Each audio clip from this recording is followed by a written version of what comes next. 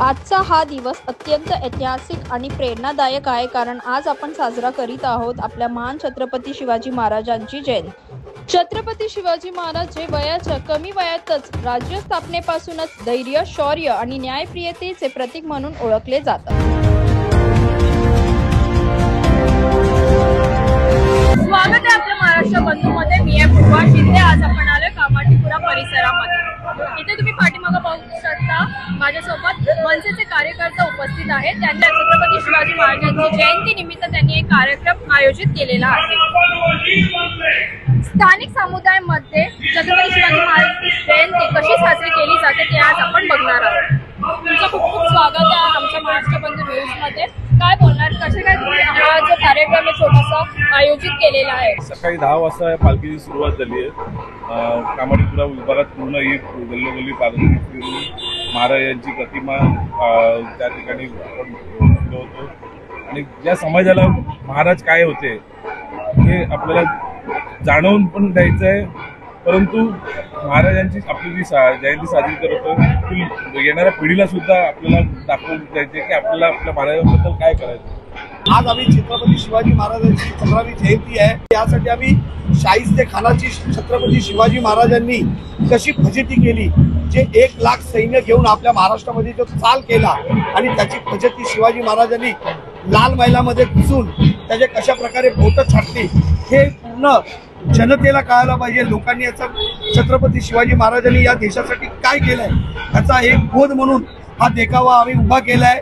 तरी प्रशासनाला वाटलंय की काहीतरी गोंधळ होईल, हे होईल, कारण इतर राजकारणाने छत्रपती शिवाजी महाराजांचा भरपूर काही राजकारण केलं, पण मनसे नाही। मनसे म्हणजे लोकांनी छत्रपती शिवाजी महाराजांनी काय केलंय हे नेहमी दररोज दाखवण्याचा प्रयत्न करते आणि हे यातून आम्ही आमच्या विभागाला की लोकांनी काय छत्रपती शिवाजी महाराजांनी आपल्या महाराष्ट्रासाठी काय केलंय हे आम्ही त्यासाठी हे सुंदर देखावा केलेला आहे। त्यासाठी आम्हाला पोलीस प्रशासनाने धसका घेऊन आम्हाला शाखाध्यक्षांनी आम्हाला नोटीस दिली आहे, तरी आम्ही नोटीसलाही कुठल्याही न जुमानता न मानता आम्ही हे पूर्णपणे देखावा उभा केलेला आहे।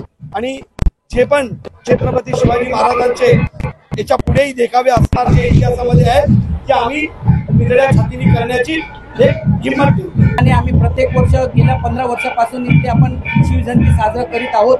आपले सर्व पदाधिकारी आणि सर्व मिळून तर राजसाहेबांचा एक मेसेज आपल्या लोकांपर्यंत पोहोचलं पाहिजे आणि एक शिवाजी आपले छत्रपती शिवाजी महाराजांचं जे काही आपलं मेसेज आहे ते लोकांपर्यंत गेलं पाहिजे, नवी पिढींपर्यंत पोहोचलं पाहिजे। आज तिथीनुसार आपल्या छत्रपती शिवाजी महाराजांची जयंती आहे आणि इकडे आपण सादर करतोय, तर तुम्हाला कसं वाटतं? महाराजांनी